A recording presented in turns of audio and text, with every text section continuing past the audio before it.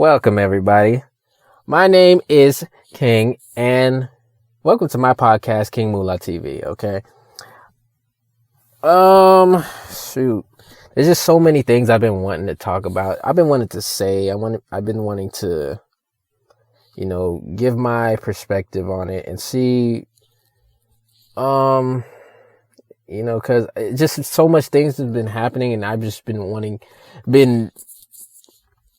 feel anxious to get on a mic and just say what I feel on it,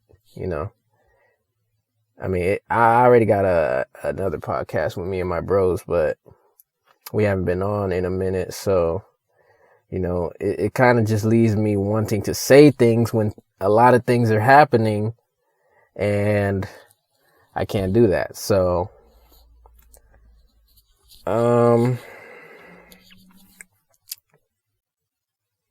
So yeah, this is exactly what I want to talk about. Some very sad news came across my timeline. First and foremost, there was a woman. I do not remember her name. Actually, you'll hear some audio. Actually, let me just review the audio. Actually, yeah, you can, because it's not like. It's news. It's official news reporting. Okay, hold on. Let me. Where's this at? I sent a video. Here we go. Lauren Smith Fields. Okay. Lauren Smith Fields is a black woman who went on a date with an older white man. I believe it was a Tinder date, and she ended up being, she ended up allegedly, we gotta put allegedly everything everywhere. Well, allegedly she had an overdose of something, allegedly. All these alleged reports, but we just gotta do that so, they don't try to come after me, even though they don't even know I exist. So, anyways. Yeah, that's a black woman who went on a date with a white man, and she ended up losing her life because of that. It's very, very sad tale, and it's happened again with this woman named, let me pull up her name. Her name is Asia Maynard. She's a 29-year-old black woman, a black mother of four children. And she went on a date with a man named Isaiah Crown, some drug dealer dude, a white man, Isaiah Crown, who is known to give laced pills, a drug dealer. Okay, let's pause for that. A drug dealer. See, this is the thing about drug dealers. They come in all races. I know there's this thing, I really hate this stigma about black girls and young women who fantasize about wanting to be in a relationship with a drug dealer or a scammer or a killer or whatever the case may be. All the negative stereotypes that bring the culture down, Because back in the day, drug dealers, they wouldn't sell to kids or women, but now it's a lawless land now. Everything's lawless. There's no morals or respect. There's no code. And that's how it was back in the day, in many black neighborhoods that were trying to protect the women and children and stuff like that. I find it a very bit, something, my thought on this is this. Stop going out with white people. Please, by yourselves. Do not go out with white people. Please stop going out with white people. These people have shown us time and time again that we should not really pursue a relationship with them. We should not pursue a relationship with them. We should not even pursue a fling with them. Not even flings. Now, especially for black women, because a lot of these reports, just black women going on dates with white men and they thinking they about to live the sugar daddy life and all this and that and white zaddy and zaddy worship and whatever the case may be. It's the most dangerous thing for a black woman to do. That's what it's looking like. because that's not a good thing that you're going out with these men and then you're losing your life a week, a day down the road. Your life is gone. You leave people behind and the story is covered up. Now, it's so glad that the people find these stories suspicious of why it's being covered up, because it's white people and they like to protect each other like that. They're on code like that. That's a big problem for us, because we like to go out with them, think we can commingle, and integration is this and that. And no, these people are the same people that poison our waters, that give us experimental shots, that do not, that do not care for our well-being or our quality of life. They do not care for us, our children, nobody. They care for only themselves and oppressing us. So that's the thing why I think it's a big problem that they are out here doing, that we are out here commingling with them, mating with them, doing any of that sort of thing. And that's absolutely ridiculous to me. That is absolutely ridiculous. I mean, you got to stay away from these people. These people do not care. You never know. There's just too many reports of these people who get away with this, who get away with a lot of other heinous crimes alongside this story and these stories of these two black women. It's got to be a clicker there somewhere. Like, we got to put 2 and 2 together equals 4. It can't equal 7. 2 plus 2 does not equal 7. It equals 4. So don't try to miss and try to figure out a way to make 2 plus 2 equal 7. It's 2 plus 2 equals 4. That's it. So you can't do this. That's not a good thing to do. It's not a good thing to date these people. They do not care about us. They do not care about our quality of life. They do not care about us, our mentality. They only looking to fetishize us and to objectify us and to, get what they want to get their satisfaction while we suffer. That's not a great thing for us.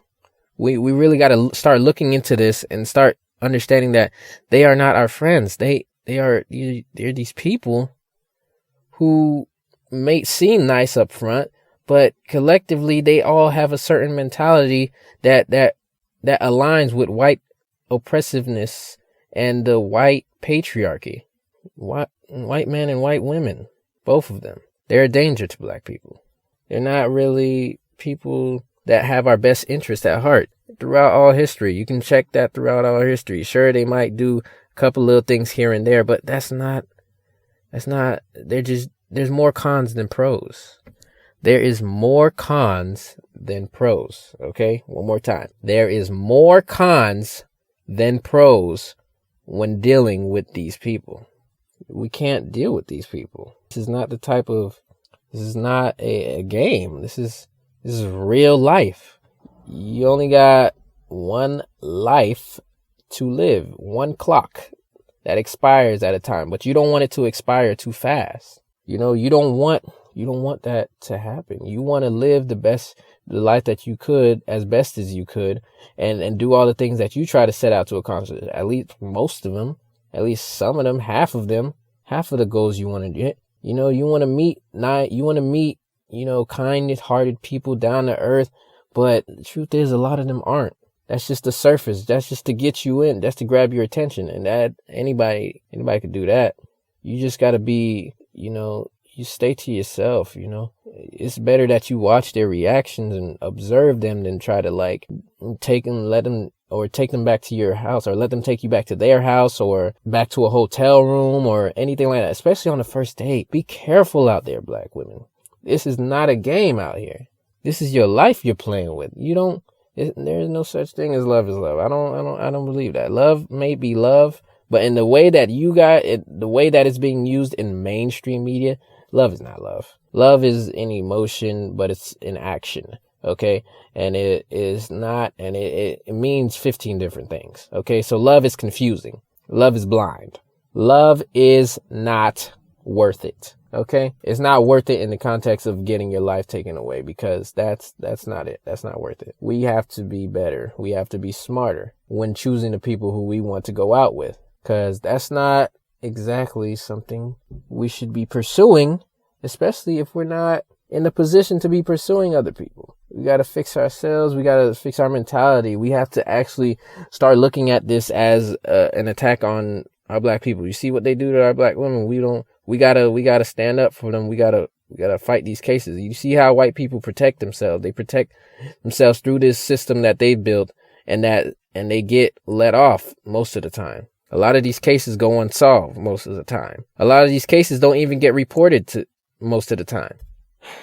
So we have to do better. We really have to do better in establishing these boundaries and separating from these people. We have, all we have is each other, okay?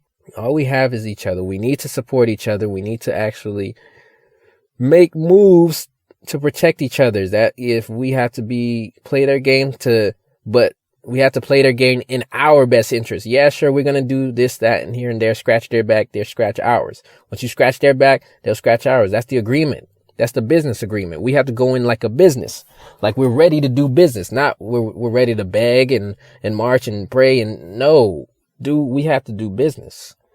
Okay, this is serious. We cannot continue to let this go on for much longer. This is happening a little way too often. These are just think of the reports that don't get the attention from any pages, any type of social media page or outrage or anything like that. We all know it's not making headlines right now in CNN and MSNBC and Fox News, because they don't care. They talking about Ukraine and all this other stuff that isn't really important to the United States right now. But this is what we have to do as black people, man. We can't, this isn't a good thing. It's horrible. I get tired of seeing like so many headlines like this. I turn social media off many times because I honestly don't want to see this. I know there's people that's going to stay on social media, and they should, because, we still need to get the word out there and make sure that their families get justice. The people that lost their lives, the women that lost their lives, the men that lost their lives, but we're talking about strictly women right now, but the black women that lost their lives, that they get justice, their family gets justice, and we can come to a closer. But I don't know if that's going to happen. It's something you got to watch out for. We got to start thinking smarter, start dating smarter, start moving smarter. It's just horrible. We really have to do better. I just don't understand why it's such a, well, I know the reasons, but I just don't think we should be following these things anymore. We shouldn't be, let me clarify what I mean by that. We shouldn't be Eurocentric. We shouldn't be caring about what white people have to say about us, and because we give too much power to them. I know my thoughts are all over the place.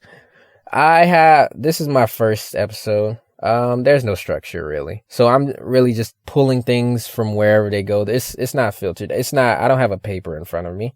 I'm going at it raw dogging. So excuse me if my words aren't as structured and articulate as you would want it to hear it, but it's okay. Okay? You're getting the raw emotion, and that's a huge part of why I sound like this, okay? And that's fine. As long as I can articulate well enough, I think you can get the point. And I've already stated the point. We have to separate from these people. This isn't the game. I feel like we with these two black women that lost their lives to wanting to date white men. One is I believe he is either a cop or friends with a cop, and they can cover up the story, and that's why people stand on call. And the other white man to the Asia woman, black woman. Sorry, I don't have the post in my face anymore. So, but dating that drug dealer, yeah, that's something we have to take into account into our own lives, and to actually pursue people who aren't into any of those things, who aren't in those professions. It's hard. I'm not trying to base it off of everything. Like, you just don't talk to that specific occupation or anything like that, but be very cautious around it. Be more cautious than any of the other occupations, because all the other occupations, they don't really show up with stories like this. But I know it sounds like I'm making drug dealers seem like an occupation. It isn't. It's not. Let me make that clear. It is not an occupation. It is a hobby. It's a lifestyle, but in mainstream, it's a hobby for people to do that. If they do that, because most drug dealers are broke.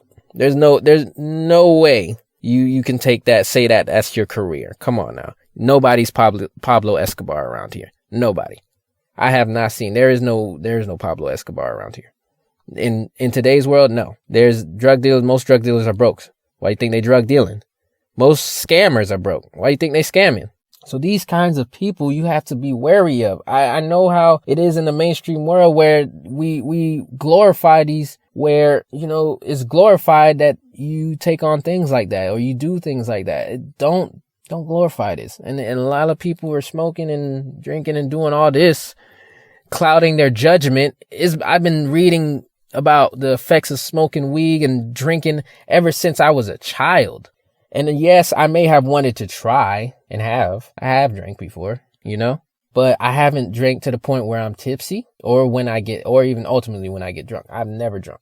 I've never gotten drunk. I don't see any point in that. Why would I risk my health just to get drunk or risk losing my motor skills? You know, my hand-eye coordination. What's the point?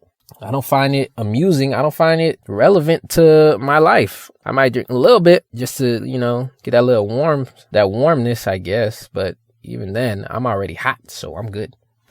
But yeah, like I've been reading this for a really long time, and I've seen it. I've literally seen how the world transitioned from being okay to being absolutely terrible. You know, it was cool as a kid, but it wasn't always on my mind, but I would see the effects of how it had on people. And I just ultimately, even if I still think about ever so doing it, I don't do it.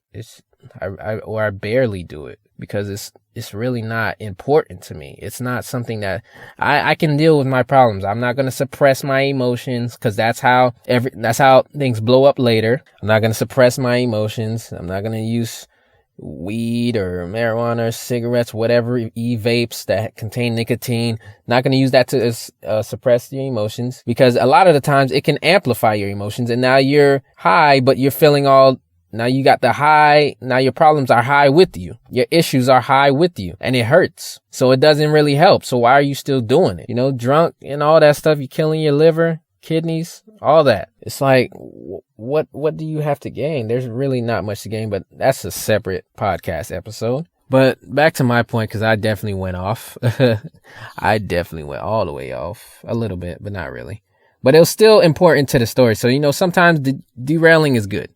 Sometimes. But for the most part, you know, we have to do better. We have to date better. I already said this a bunch of times, but I have to keep saying it because we have to keep repeating this and actually start to get into doing this, into actually implementing this into our lives. You know, I'm not gonna lie. Like I've found interest in all races of women, all races of, you know, of my female counterparts, all races, all ethnicities, and all of that. You can find a beautiful woman you can find many beautiful women in each and every one of those cultures, nationalities, etc. But where's the mindset? Let's not go for appearances. Let's go what's in their mind. We have to start asking more difficult questions, because even though it doesn't sound very friendly, it sounds very safe. I'll choose safe over friendly. Sorry. Okay. I know you don't want to scare people away, but it's better that you say something like that, and real people who understand what type of fence you're on, like how you're trying to protect yourself or trying to understand understand the stranger who you're talking to. You have to do questions like that, you know, share some of your stories, you know, that make you who you are. Dating is real deal become crazy.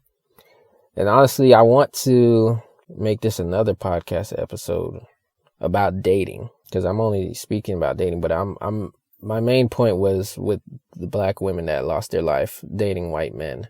I want to go into more into this. So this is probably just part one of dating outside your race. I guess we could put this as part one, but part two, I'm gonna definitely have a little more structure. Make sure I'm gonna get some bullet points down and see if I can come up with examples. You know, I gotta start writing them more. I'm gonna get my notebook, start writing them more. But I'm rambling now. I need some water.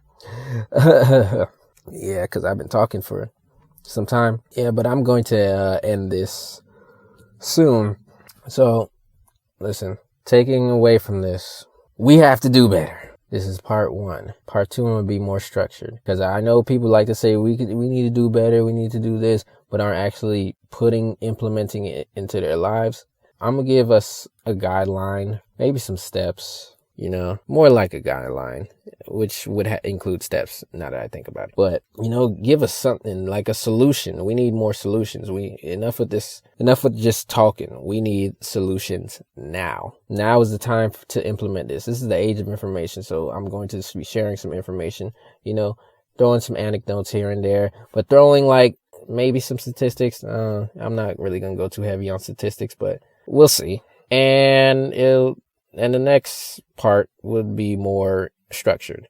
I don't know when I'm going to make the next part though, but I hopefully shall see. Well, not hopefully, I will. I will see. I definitely will see. Okay.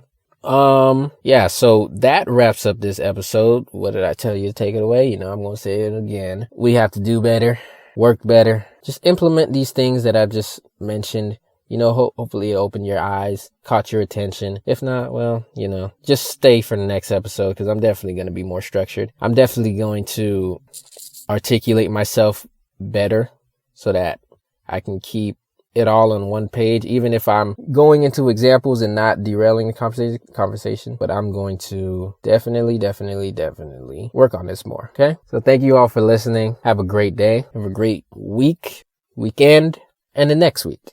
I'll see you guys later on part two.